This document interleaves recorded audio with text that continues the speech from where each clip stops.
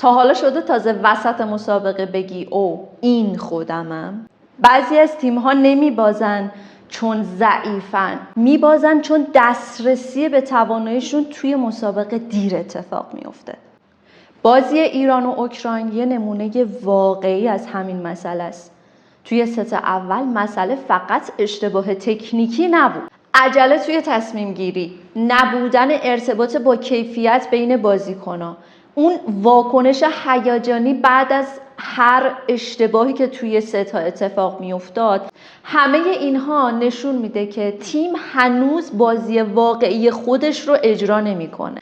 اما اینجا یه سوال خیلی مهم وجود داره. اگر واقعا مشکل توانایی بود، پس چرا بعد از چند دقیقه بازیکن‌ها تونستن بازی خیلی خوبی رو توی ست سوم ارائه بدن؟ از ست سوم چی تغییر کرد؟ تصمیم گیری ها سرعتش بیشتر شد، دریافت ها توی تیم بهتر شد، کیفیتش بهتر شد، ارتباط بین بچه ها بیشتر شد. حتی مقابل دفاع بلند اوکراین تونستن بهتر امتیاز بگیرن، راهش رو پیدا کردن.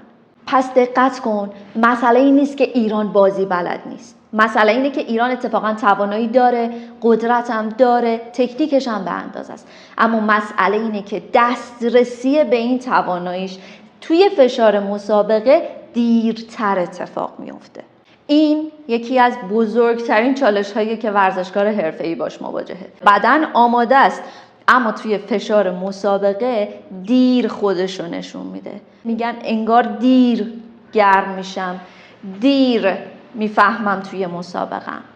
حواست باشه، مسابقه از اولین امتیاز شروع میشه، نه از زمانی که دسترسی پیدا کردی و به عبارتی گرم شدی.